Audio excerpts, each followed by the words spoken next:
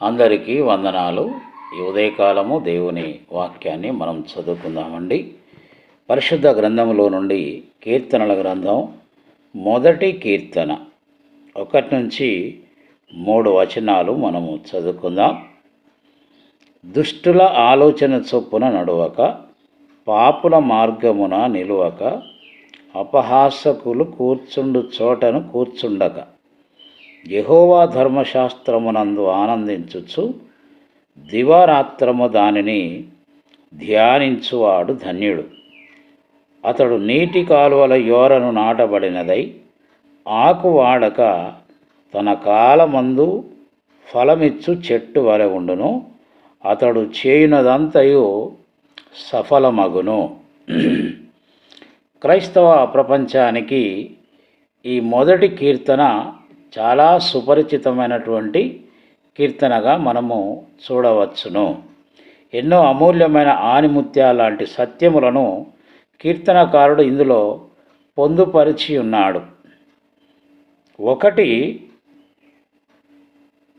ఇందులో మనము గమనించాల్సిన విషయం ఏంటంటే, దేవుని వాక్యమును దివారాత్రములు ధ్యానించాలి.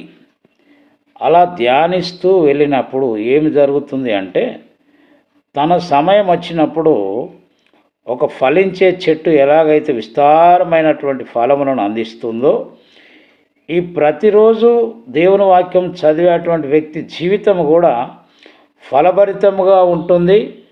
అతడు ఏది చేసినా అది సఫలమవుతుందనే సత్యము ఇక్కడ మనము గమనిస్తూ ఉన్నాం. చాలాసార్లు మనము దేవుని వాక్యాన్ని నిర్లక్ష్యం చేస్తుంటాం. అన్ని కార్యములు సఫలం కావాలని ఎదురు చూస్తాం.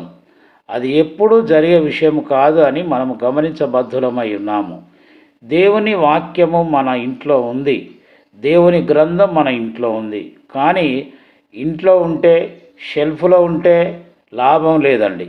కొంతమంది పడుకునేటప్పుడు దాన్ని తల ప్రక్కన పెట్టుకొని పడుకుంటారు. అలా పెట్టుకున్న ప్రయోజనం లేదు. కానీ ఏం చేయాలి? దాన్ని చదవాలి, దాన్ని ధ్యానించాలి, దానిలో ఉన్న సత్యాన్ని గ్రహించాలి, ఆ ప్రకారంగా మనం జీవించాలి. అలా జీవించినప్పుడు మాత్రమే మన జీవితము ఫలభరితంగా ఉంటుంది, ఫలమిచ్చే చెట్టు వలె ఉంటుంది. ఏ సమయంలో ఏ కార్యం జరగాలో ఆ కార్యాన్ని దేవుడు జరిగిస్తాడు. కాబట్టి ఈరోజు నుంచి ప్రతిరోజు బైబిల్ చదివే కృప పరిశుద్ధాత్మ దేవుడు మనకు దయచేయునుగాక. అందరికీ వందనాలు.